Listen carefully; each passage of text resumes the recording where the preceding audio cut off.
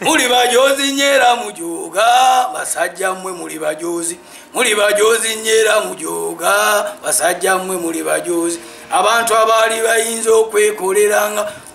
muli bajozi mutufudde babbeega mutusaba mmere muli bajozi ne mutufuula babbeega mutusaba mmere muli bajozi abantu abali bayinza okwekoleranga muli bajozi mwenemu ebigika ensimbi olutatadde muli bajozi profesa wa korona mmwe mwamuleeta muli bajozi ono omusajja weyitale mmwe mwamuleeta muli bajozi ne mutuwa amata agafudde banange muli bajozi ebibonerezo byemusaana katonda yamanyi kyagenda obbakola kubanga 2021 twagala tukwate gavumenti eno tugivunike bwe tuti mumujekwatiremu abavubuka muganda wange guno omugendo gwe tutaddewo gwankyukakyuka kulaba nga twezza bujja kubanga we tutasitukiramu nga bannayuganda tewali agenda tuyamba Museveni mumulaba buli wajja okwogera amaliriza wabata bavumye idioti atuvumayo these fools yatugamba nti yes bosi waffe si mukozi waffe nenga tukimanyi bulungi nti buli muntu yenna akola mu gavumenti is a civil servant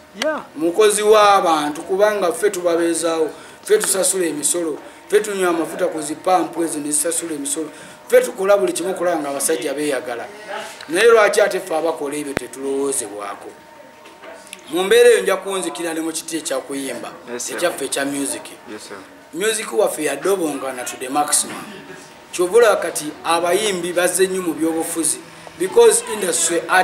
industry art mwe bali yafa okitegeera muzeeyi yenyini eyakugira Bobi Wine okuyimba mbu aleese ebyobufuzi mu music ye kenyini yatandikawo ebyobufuzi mu music njagala mujjukire bulungi we yakwata abayimbi ekibinya n'akiyimbisa tugonga naawe ebyo wenyini yakwata ebyobufuzi n'abireeta mu ndongo yaffe bamaze okwonoona endongo yaffe tetukyayingiza yadde 10 ate n'akatono ke tusobola okwekwatirako nako bakalinyako tetulina copyright law esawa yaleero osanga abasajja balutaaya sebatta bakafeera abaafa babasudde radio moze tewali abenefitinga mu wakisize kubanga tetulina rule of law tetulina governance tetulina copyright etugoverninga gavumenti eno yeeyisawo kyayo kasiteekera negamba nti olunaku lw'enkya mubeere waka munaabe mu ngalo ebyokunaaba mu ngalo byakomawo simanyi bakyazinaabagamba ensi bwetyo bweri njijukira nga yabagambako emabegaawo n'agamba alakulaakulanya abayimbi era batereddewo ekibiina bakiita batya bakolengamu emirimu Museveni kyakola akwatayo basajja be neyefuula mbaze kuyamba abayimbi kumba asindise bambega kubega atemu abayimbi yes era ojja kulaba nga abaagenda ne bajjayo ssente bazigabananga bo Bebekulu yajjayo ssente mbu agenda kukola studio y'abayimbi era natusuubiza nagamba etandikirawo eyamba abayimbi yakafulumya ennyimba mmeka bwe bakola lutuuka wali nga babba bubbi ssente buli omu atuusayo nsonga babbira mu kiti ky'abayimbi ne bamaliriza nga abayimbi tebafunyeemu okitegedde kati batufudde babbeega nga bwe nkugambye nalaba balabu nga ajati madiina afukamidde wansi olw'obuwunga kilo 10 tebuweza na mitwalo 5 omukazi eyayimba oluyimba eggwanga lyonna ne limutegera n'omufukamiza mu ttaka mbuweebale nnyo muwoozi olwa kilo 5 sisobola era nze bankubira akasimu mu nziri y'enkimubuwunga balamu totegananga kumala uniti y'okubira bitone nkima akawunga ebbanga limaze nga mpa omusolo ompe kilo z'akawunga 5 oba 3 kuba kumanyiira yatugamba abayimbi mwagenda beekolerako balamu agenda bate buli omwena agenda twekolerako bave tujja omweko agenda mutusake tuulye mu kawunga muleme kujula naye wange takyama kubanga ffe tuli banyivu naddala abatuuze b'eruwafu gye nzija bakimanyira bagamba bitone bambi genda otukiikirire kubanga tukoye nosense ono okitegeera so mu mbeera eyo nja kusaba abatuuze bange ab'Emakindye okwongera okubeera abagumu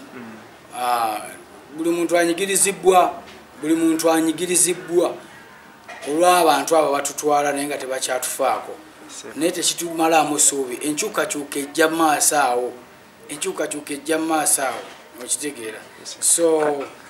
amanya n'eddoboozi Kawuki Dennis abasinga bamanyi nga Dr. Bitone. Councillor to be much in the Ruafu Parish. Mbagala nnyo oyo mpozi okujja mu kyembadde mbuuzaako awo katono kati koyingidde ebyobufuzi music eyogera muleka oba nabbi kwasaganya byombi sobola kuleka music kuba music abantu mwe bantegeredde okitegeera ate music teri kivulu kibeerayo misana music wakiro misana okolera abantu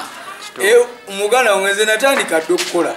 mirimu wagitandika era nkusanze oli busy otambula natandika dde okukola abantu bange ababoda nemba kufunira reflector jackets ezo kubanga bangi abakubwanga obutayimbwa bangi abakwatibwanga olwa reflectors ezo abakyala ababutala abo mbakole disciplines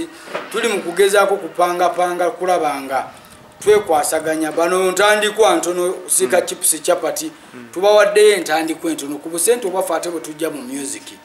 fete tuli funded by government ng'abalala kubanga bangi betulabye government bewa sente ninga tebayambye ate bantu babo babeera nabo so fe twekwasaganya mpola mpola yetaaga omutwalo ne tumusindikamu wakukozesa n'aguzza ne tuguwa omulala bwe tutyo kati olwo kinaaba kyasenga tutuukira ddala ku soosi wali kubanga tukigendererwa kyaffe si kyakukwata kano kasente ke batugabirako twagala kulaba n'obutibo obwo bukuba ssente kubanga engeri gye bazigabamu balaga balinayo obutibo bukuba ki kyogala bazeekubira tewalawo Brian White sente ze yatimbanga n'atimba sente ne zikola olusozi ye muntu y'omu ali mu kukaaba mbu bamukijjanya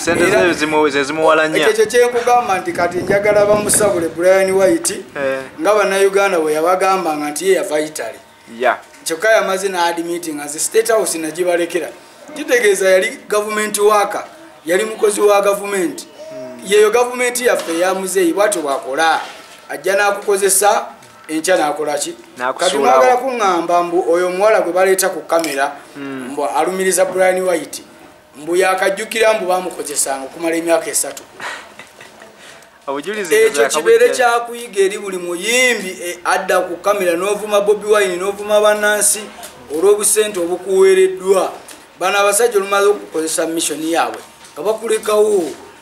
Brian White mamulabanga azenga investor agenda kuyamba abavubuka baliwo be yayamba ezo zonna mission zaali ziteekeddwawo kunafu ya Bobi Wine nekigaana owo nfuna bulungi muganda so mbeera eyo munnansi nga n'ekyokulya takirina kati ate n'akulaba gwe Brian White nalabye ne mu parliament byagenzeeyo ne bannange bannayuganda n'abakulembeze abatutwala mulina okubeera fair babeere fair twafiirwa munnayuganda bano Kawuma kubakuba amasasi teri yadde yakyogerako mu parliament kitegeeza tewaliwo gender balance ne mu byobufuzi twakafiirwa wano munnaffe wano omulala waliwo abeerodiyo abana be bakubya amasasi emabegako ani abyogerako mu parliament ani atuusaayo ensonga ezo kitegeeza bafa ku byabwe kati olw'okuba Brian White omulimu gwamulema kati baagala kusikana buli kaalina bakulabanga gwe yatwala sente ezowaki ez'obwerere kye bakola buchamani muyimbi munaffe buchamani ne bamuttira kaaliya takyasobola adde okuyimba oluyimba mu studio takyasobola teeka adde akavulu n'akawunga akaalya ffe tukamuwadde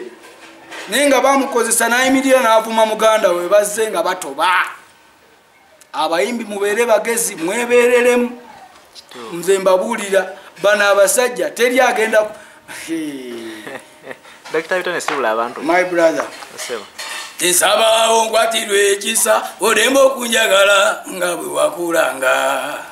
gira omukwano guddemu ekyejo nakikomya nakula emimi nze nakulabanga omubi mbagala nnyo mwenna abagyekuumiddeko abekumira ku mukutu guno amanya n'eddoboozi Dr. Bitone Uganda Councillor to be much in the Ruafu Parish mbagala nnyo mwekuume nga muli balamu Katonda naye akyabakuuma n'okuyayana kwe mulina akulaba enkyukakyuka ejja very soon. It's not far from now. Big up on everybody.